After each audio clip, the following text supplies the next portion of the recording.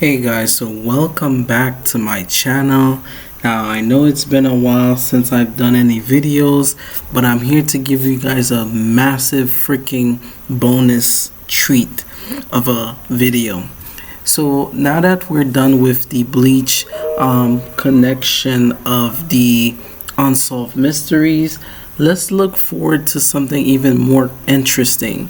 So this is going to be count as part 5 or part 4. So this is going to be talking about the history of Squad Zero, as well as the history of the Zanpakuto of Squad Zero. Ever since the fight between Squad Zero and the Royal Guards, that had me picking in some sort of an idea of what can be said to Squad Zero. What is their personality when it comes to their different Zanpakutos, and what would their Zanpakutos look like, or their Bankais. Now we only got 2 out of the 5 Squad Zero members and their abilities. I've been researching and I've been gathering more information.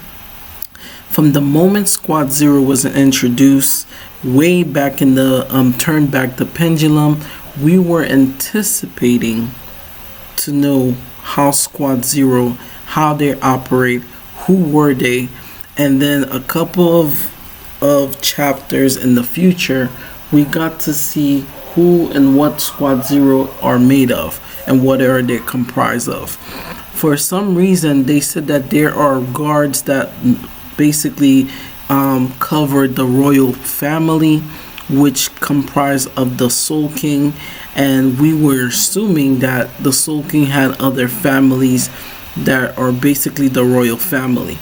From the destruction of the Soul Society, with the principal or head captain Yamamoto being deceased, we saw Squad Zero came down and aid us. Thus, from the request of the Soul King, we got to see the immense power of 2 out of the 5 of the Royal Guards. The fight between them were so intense that it even shook the entire other worlds. Now this has been a lot of mystery that's revolving around Squad Zero, as well as what they're capable of if they were all released their Bankai at once. We know that Shinjimaru, which we're gonna get into further on in the episode of the video, we saw some of the abilities that she's capable of.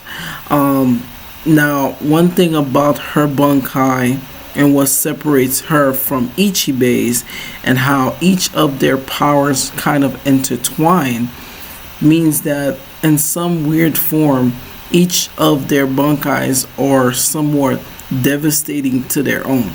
Now, from the other guards to Ichibe, one thing that separated me with everything was that it seems like the other 3 Zero captains, it seems as if their Bankais are not, I would say, their Bankais are probably not focusing on friend or foe. I think their Bankais ties into their palaces, as well as the source of their power. Now each of these palaces are connected to the citadel, which is the royal citadel, which lies the Soul King, Reo, or his full name, Adonais. Now these large dish of a city are comprised of a mega castle, which is called the Corindon. Now within the Corindon, each royal guards kind of has one, until Yhwach took over the royal palace, which we saw in Core 3, that he comprised all of the palaces into Rawwelt, which is the new headquarters for the Quincy's. But what if I told you each of the dishes originally were from the 5 noble families? The fact that it's very symbolic that the Quincy King, Yhwach, also is connected to the Soul King Adonais, and that Adonais is a comprised representation of all the different race of the Bleach world. This had me thinking about, okay, we managed to see one of the five Zanpakutos of the royal guards. Out of the two, I think Senjumaru showed more feats, and I think there's also a lingering effect. I think that one of them has, which Ichibei, which we'll get into. So for Senjumaru, which is the great guardian of the North, her ability to weave faith as well as anything into reality and make it realistic is insane, and that her golden arms are kind of connected to her Bankai, and it seems like her Bankai is always activated. So her Bankai has two forms. It seems as if her Bankai has a needle form as well as multiple hands. And also, do she have an actual arm? That's another question that had me thinking. Or did she separated her arms into an actual parts of her body?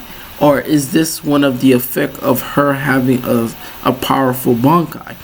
Also, her palace, which we never got to see the full thing, it seems as if her palace is also connected to her Bankai. Her Bankai is allow her to manipulate cloth or fabrics into high resolution of density of imagery. She could make something look so realistic to the point that people are going to actually see it. Furthermore, her Kurinden allows her to create the fabrics where it is also part of the Oken, which is part of their bones, that she creates these fabrics out of. And these fabrics are strong enough because they cannot be ripped regularly. Another crazy thing that had me thinking is throughout the whole fight, we got to see Squad Zero. Each of them are good at what the other teammate that they have on their team. One person cannot be the only person that heals. So they all are diverse into the different areas of expertise.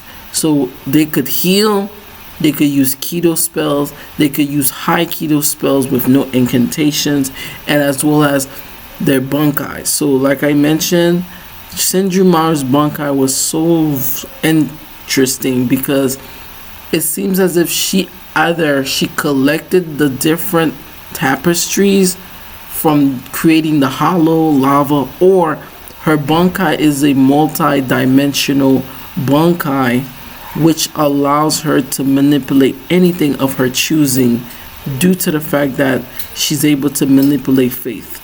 Also, it seems as if throughout the fight, like I mentioned, it almost felt like she knew that Uryu was going to betray the Quincy's, and that she kind of like peeked a part of the future or kind of foresaw it in like her hands, right?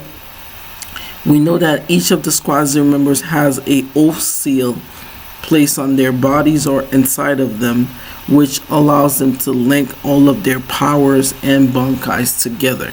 Now, the only person that does not have that restriction is Ichibei. So this got me thinking.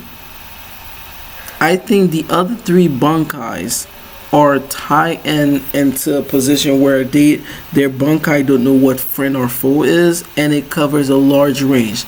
Just like Shunsui, when he releases Bankai, everybody is taken into that vicinity, which means this will make perfect sense of why when Uetsu Nimaya mentioned that Senjumaru would be the one that carry on the play, because the Bankai allows her to pick her opponents instead of automatically having everybody into one umbrella.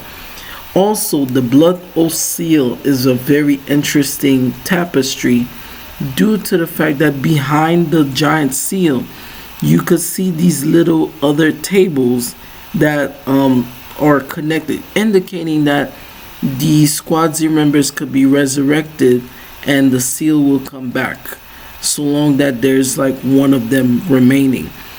The scary thing about the whole Core 3 is that after Ichibe was lost, the extended fight, we saw that three things happened. One, we never got to see Ichibe again after Yhwach recreated the royal palace and made it turn to Wawelt.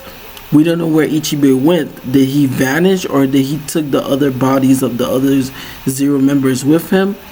Also, let's also mention that Ichibe's Bunkai is the very first water Zanpakuto, which an ink is a different form of water type that allows you to use water. It's a water manipulating Zanpakuto, but it comes off as an ink, and the ink is able to wash. When you use water, you wash off the dirt or you wash off something to make it clean. So Ichimonji allows Ichibe to do just that, but with names.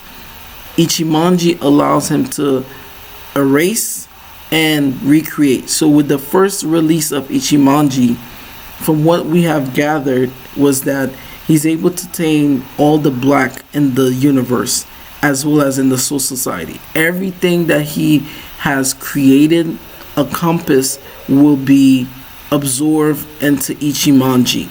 Thus, the more he used Ichimonji, the more ink that is similar to Jackie Torreson, which with her technique called Dirty Boots, the more she fights, the more ink that is spilled out the brush, the more dangerous the fight will prolong. And when he released Shirafude, which is, I guess, the other side, it's a white ink that comes out, which allows him to recreate or restructure anything into a new name. It doesn't matter the power, and that's a scary ability to have, because he's able to do just that and more.